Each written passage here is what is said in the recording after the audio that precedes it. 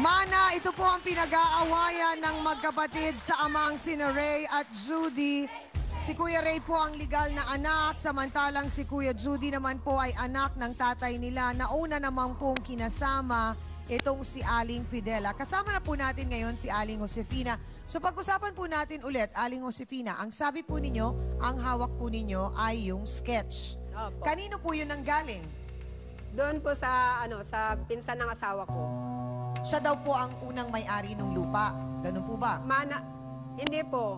Hindi siyang may-ari ng lupa, kundi yung biyanan niya. Ngayon yung panakakaparte nila, karugtong noon. Opo. Attorney Acosta, yun po ba ang binabanggit na yon ni Aling Josefina? Ay sapat na po ba yun na ebidensya para masabing kanila po ang lupa? Meron pong formalidad o formalities ang ating batas kung paano may papakita natin yung proof of ownership ng pagmamay-ari ng isang lupa. Ang best evidence ng proof of ownership ay yung title. Okay? In the absence nung approved na plano ng isang lupa, anumang mga sketches na nakalagay dyan, lalo na kung yan ay gawa-gawa lang ng nating mga tao at hindi ito dumaan sa pag-approve ng proper government agency, hindi po yun tatanggapin sa hukuman for that purpose na yun nga ang meets and bounds o boundary nung property sinasabi. Tiyangabi. Marami pong salamat, Attorney Acosta. Baka naman po ang nangyayari, kayo pong apat ay halos magpatayan po sa lupa na baka naman hindi talaga kay Mang Reynaldo. Hindi po. Ang sabi po sa kanila. Hindi kasi po, hindi po pwedeng puro sabi, Kuya Judy. Kasi pag dumating po tayo sa puntong haharap tayo sa abogado, haharap tayo sa korte, may kailangan pong papeles at ebidensya.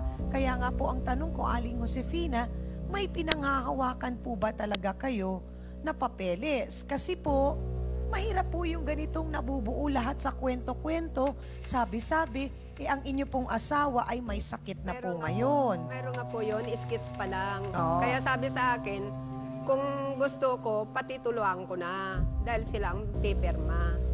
Sa totoo lang po mga kapatid, ang ating po mga bisita ngayong umaga ang lumapit po sa ating programa dahil nga po sa problemang itong kanilang pinagdadaanan dahil naguguluhan po sila at nais nga po nilang sila ay matulungan at maliwanagan. Kaya naman, sa pagkakataon pong ito, malaking bagay po na makausap nila ang ating trio tagapayo, lalong-lalo na po si Attorney Acosta dahil kailangan po talaga ng ating mga bisita ng payo po mula sa kanya. Kumbaga, ano po kasi yun public land. Public nga, public land. Okay, public land pala. Okay, so public land. So kung public land yan, di ibig sabihin bang pagmamay-ari ng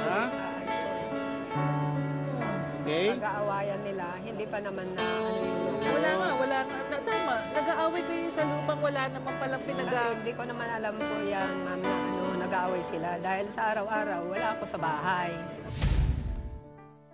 Attorney Acosta?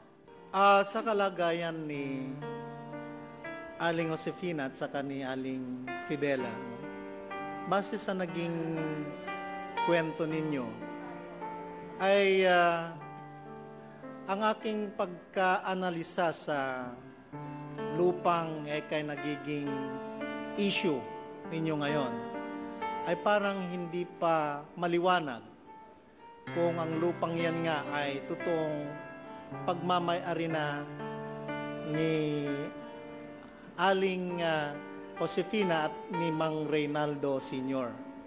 Ngunit mas importante sa akin ngayon na sabihin sa kalagayan ng puti at sa pula ay yung kayong dalawa na magkapatid. Huwag masira yung pagiging magkapatid nyo dahil lamang sa pinag-aawayan ninyo ngayong ngay lupa na parang wala pang kay tiyak na patutunguhan. Ano? So, sana sa kalagayan nitong magkapatid ay magkabati kayo at nakita ko nga kanina maganda na ang gesture ninyo. At huwag niyong ituring ang isa ay mas ekangay nasa mataas na posisyon sapagkat siya ay lehitimong anak at yung isa naman ay yung sinasabing illegitimate. Sabi nga, walang illegitimate child. Only illegitimate or illicit parents.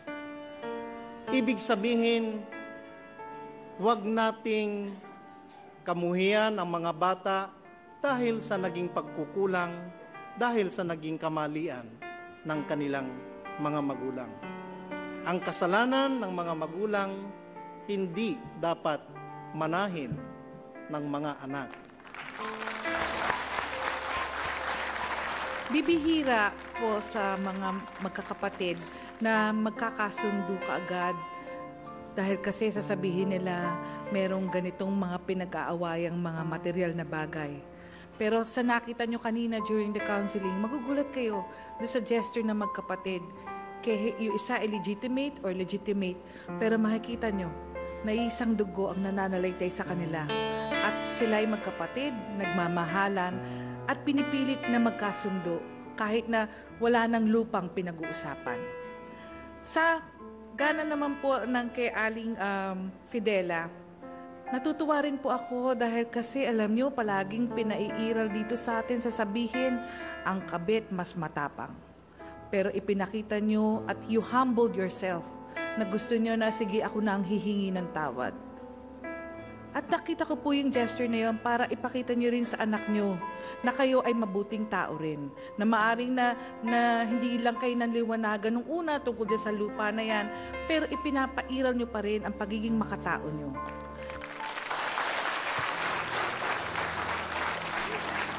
Meron po tayong kasabihan na huwag magbilang ng sisiw habang hindi pa napipisa o nabibiyak ang itlog. Dahil po dito sa dalawang panig, yung puti at yung pula, ay nagbibilang na sila ng lupa na wala pa silang pinaghahawakan, wala pang ebidensya, wala pang titulo.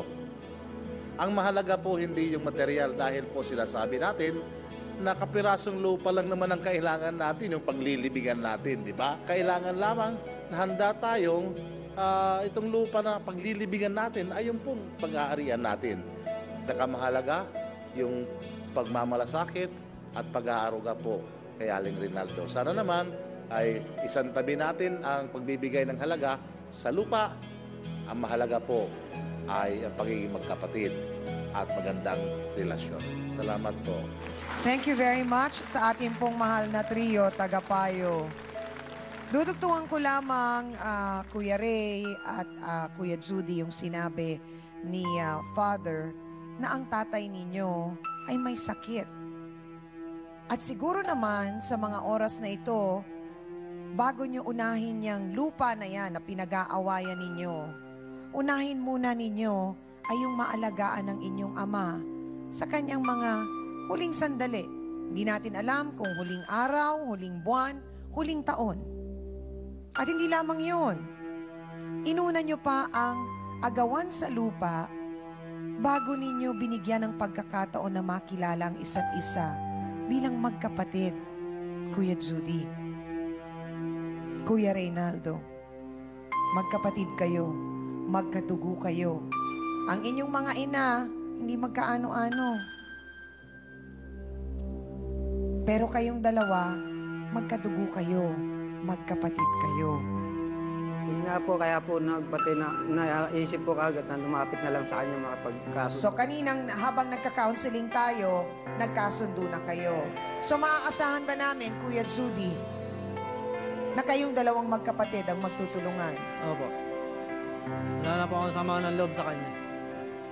So malinaw na sa'yo na kailangang alamin nyo munang mabuti kung may lupa nga ba o wala.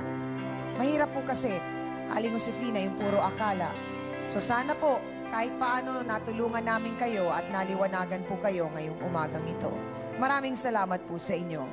Amina na po tayo mga kapatid, ang bawat magulang po ay handang magsakripisyo at magdusa para po sa kanilang mga anak. Bawat patak ng kanilang pawis at dugo ay may katumbas po na hirap at sakit. At ito ay ginagawa nila para kahit paano po ay magkaroon ng magandang buhay at higit sa lahat ay mapaghandaan po ang magandang kinabukasan ng kanila pong mga anak. Pero po ang pamanang material ay nauubos. Kaya't mas maganda kung ang ating pong mamanahin ay ang mga gintong aral ng buhay.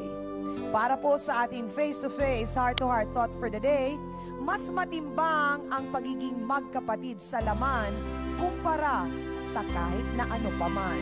Salamat sa inyong lahat, mga kapatid.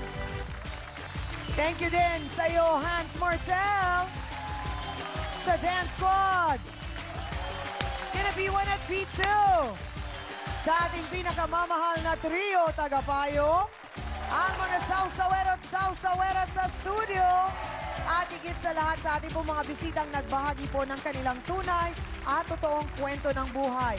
Sa mga sausawero at sausawera natin worldwide, maraming salamat po. Ako pa rin po ang inyong pambansang kapitan, ang inyong Chang Ami, na laging nagpapaalala. Ang problema, pwede mong tawanan, pero hindi mo yan dapat talikuran. Kaya kung may problema ka, harapin mo, pag-usapan natin yan. Para po sa inyo to, mga kapatid. Ngayong Miyerkules, kulang na daw ang binibigay na sweldo. Sinasaktan pa ng malupit na amo. Pinaawas niya po yung ginagamit kong toothpaste, shampoo, saka po yung nababasag kong mga plato. Yung mga plato na binabasag mo, doon ko binabawas. Hindi yung ako niyang pinapakain buong araw eh. Pinapakain ka, ayaw mo lang kumain. Sinaktan ka ba? Anong ginawa sa'yo? Dinuro yung ulo ko, sinagis pa ako sa sahig. Dalawang panig ang nagsalpukan dahil ang nangreto puno ng kasinungalingan. Nasaan po ang pera ni Raquel? Nasa akin po. Dahil doon, napasugod si Raquel, Aling Marlene, sinira yung mga gamit dahil nga sa hindi pa nabibigay ang sweldo, yung pala nabigay na po sa inyo. May balak pa kayong bayaran o wala na?